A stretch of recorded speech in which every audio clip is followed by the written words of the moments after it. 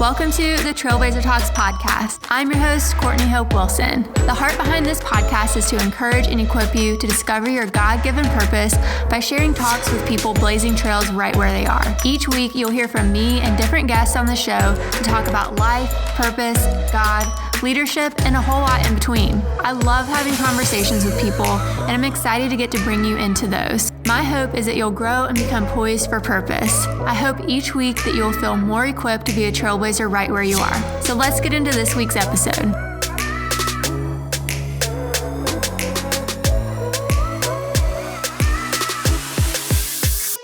Hey guys, welcome back to this week's episode. I'm excited to talk to you guys this week about comparison. This is something that is a huge struggle of mine over the years and something I've worked really hard to overcome, but it's also something that's been a bit of a thorn in my side.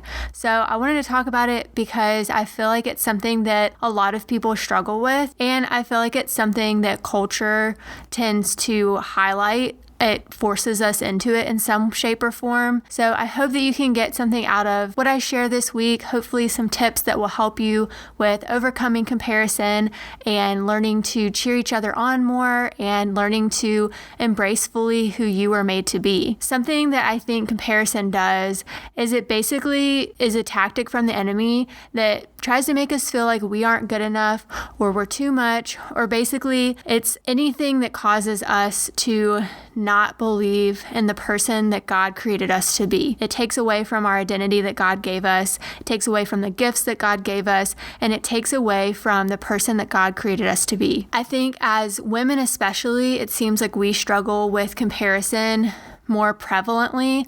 I know that guys also struggle with comparison just based on conversations that I've had with different guy friends, but I know for women it comes in a constant different shape or form, whether it's competition, whether it's online, whether it's body image, whether it's career, whether it's the difference between being a stay-at-home mom or working in the corporate world or ministry. Nowadays it looks like podcasting and blogging.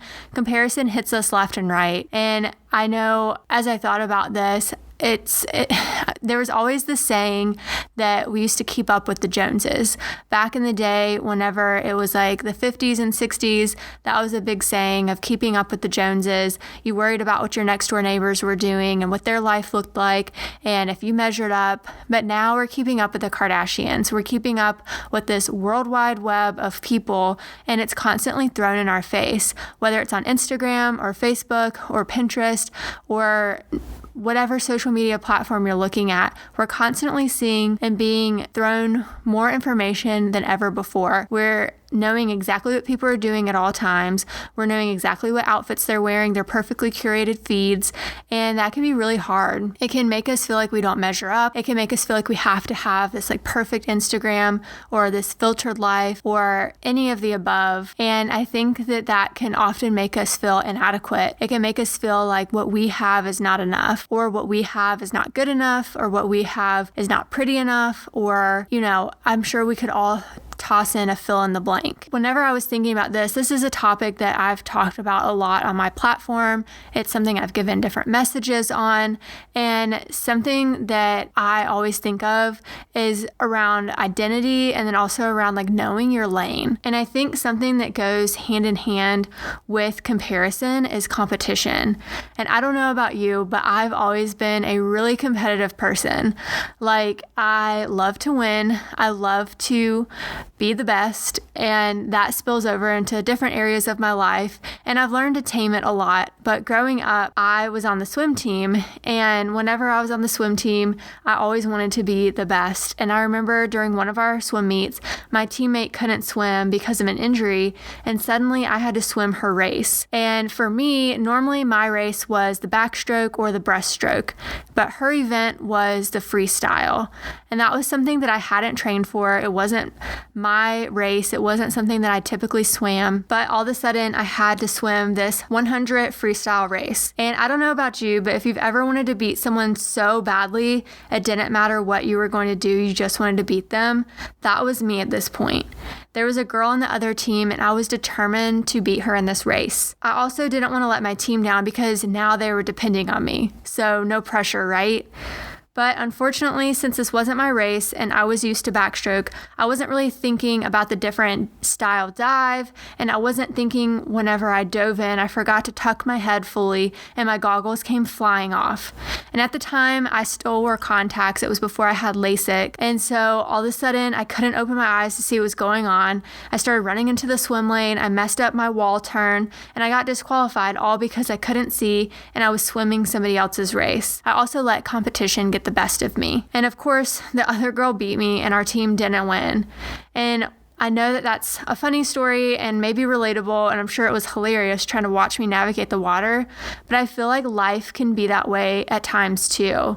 When we compare ourselves and get competitive with others, looking to see what they're doing, or we try to people please, or maybe we just lose sight of our own purpose and identity, we start running into other lanes instead of staying in our own because our vision is hindered. And this reminds me of a verse that I cling to in life. It's Hebrews 12:1, which says, "Therefore, since we are surrounded by such a great cloud of witnesses, let us throw off everything that hinders and the sin that so easily entangles, and let us run with perseverance the race marked out for us." That part at the end, that's what I love.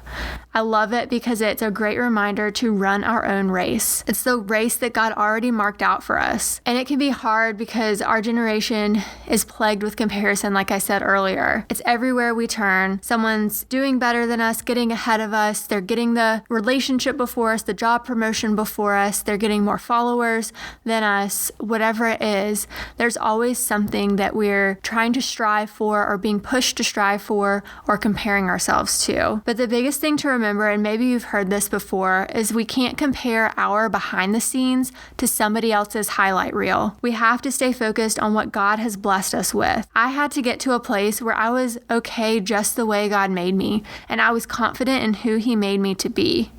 It's hard, trust me, because every now and then comparison definitely creeps back in, but now I have the tools to fight it faster and to recognize it quicker. Because the problem with this curse of comparison is that we can lose sight of the real us and not enjoy the life that God's blessed us to live. Comparison also brings several roots along with it, from envy and pride to people-pleasing, insecurity, feeling replaceable in a fast-moving society. And I love what Lisa Bevere says about how God created us. She says, God didn't create us equally. He created us uniquely. Because if we were all created equally, that would mean that we're replaceable, and we're not. In fact, the definition of the word unique says without rival, which means we were all created with no one to rival us. And if you haven't yet, I highly recommend Lisa's book called Without Rival. It's one of my favorites. It's important for us to remember that God has a place for every single one of us in the kingdom, and absolutely no one can replace you or outdo you in God's eyes. So we just have to stay focused on what He's put us here to do. In that verse that we just read in Hebrews, it says to throw off everything that hinders and the sin that so easily entangles. And I don't know about you, but it can be so easy to get entangled in others' lives and others' thoughts that it hinders us. So I want to challenge you today to break off that comparison that can entangle you. And I feel like I've said this verse every single episode so far, but it's just that important, and it's John 10:10. The thief's purpose is to steal, kill, and destroy. My purpose is to give them a rich and satisfying life. Or other translations say life and life to the full. God has a purpose for you, and He wants to give you a satisfying life. And when we're too busy looking next to us or at somebody else's life, we'll miss out on the one that God has for us. When we compare our life to someone else's, it's basically saying to God, hey, thanks for creating me, but why didn't you make me like him or her? It's a vicious cycle that the enemy sends us in doubting why we were created or envying what God created in somebody else. And he begins to tell us those lies about who we are and what we need or don't have, and that's the trick of the enemy. But I do have good news, and it's something that I've learned. There's a cure to this comparison curse, and the first thing we have to do in order to overcome comparison is know our identity in Christ. It's so important that we know who we are in Christ, because if we're rooted in who God says we are and we understand how He created us, then we won't worry as much about what others think or say about us. We can find those comparison triggers and then find a Bible verse that tells you what God says about you so that you can speak life over yourself anytime those negative thoughts try to enter your mind. And the next thing that we have to do to fight comparison is have thought control. The minute you find yourself comparing to another person, ask yourself why and pray about it. Don't let your mind just run wild. Also, it is okay to unfollow someone, it's okay to mute someone, and it's okay to even block someone if it's causing you to fall. Definitely pray about it and try to address it, but it's also completely okay to let go of the things that are causing you to have comparison. You don't need to be reminded of the struggles you're having every time you open Instagram. It's really, really important that you guard your heart. And while I'm comfortable with who I am now, I've had to do this whenever I was going through times of feeling inadequate. I had to learn to control my thoughts and remind myself of who God made me to be, the gifts that He's given me, and that His timing is perfect for everything in my life. And if you relate to that today, maybe you need to do kind of a thought evaluation and see what in your life is causing certain triggers for comparison and what is causing you to question who you are. And the third thing I think that we can do to help overcome comparison is to be thankful. If we start thanking God for the things that we're blessed with and begin to show gratefulness, it begins to pierce holes into the lie of comparison. If we're grateful for where God has us and the things that He's given us in life, and we're grateful for who He made us to be, and we're thankful for the place that He has us in, then that starts to take away the arrows of the enemy to poke holes into our lives. We can begin to poke holes in the scheme and the lies of the enemy by being thankful for what God's already given us. And the last thing that I want to encourage you to do that I think really helps with fighting comparison is celebrating others. You may have heard this saying around the internet that says community over competition. And I think that's so important because in today's world, there's so many people who are competing in the same industry. There's so many industries that are oversaturated, and it can be really easy to compare our life to somebody else's or our career path to somebody else's who's doing the exact thing that we are either doing or want to be doing. But I think there's something special in celebrating others. I think if we can cheer them on genuinely, and I think if we can out loud cheer people on versus just being a silent consumer, that makes all the difference. If you see something great in somebody or you see something that you like about somebody else, leave a comment, like their post, be sure to send them a message and tell them how great of a job they're doing. And I promise you, by cheering others on, it will not only help you to stop comparing, but it'll make you feel better because you gave someone a compliment. And it basically overrides those negative thoughts because we're verbally saying out loud what we like in somebody else. And that helps us overcome the negative comparison thoughts that we're thinking silently. Because at the end of the day, we can't let comparison be our joy stealer because there is a fulfilling life that God has for us, only us. We need to be a generation of originals and run our race with confidence. And we have to persevere by keeping our eyes on our own lane. God only created one of you, so try to be the best you that you can be. Imagine the impact on the world if we all focused on exactly what God created us to do and ran without any hindrances. So let's change the course of our destiny by focusing on what God already prepared us in advance to do. Trust me, there's more than enough room for you at the table because in God's kingdom, His table is infinite. Whenever it comes to God's kingdom, there's room for every single person at the table because He has an exact plan for every single one of us. And I think I may have said this before, something that I always love to remember whenever it comes to comparison is that if God can use Matthew, Mark, Luke, and John to write the 4 Gospels of the Bible, 4 basically identical stories, but from 4 different viewpoints with very important information in each story, then He can use each one of us to do what we are called to do on this earth. So let's not let comparison keep us or hold us back from living out the purpose that God has for us.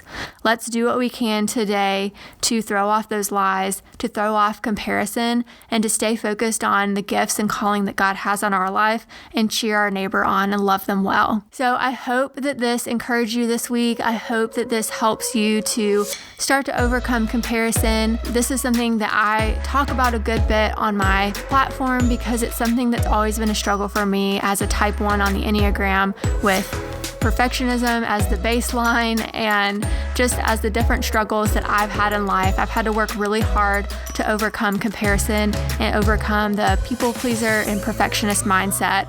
So I hope that my story and I hope that just the things I share today can help you as well. So I hope you guys have a great week, and we'll see you back here next time.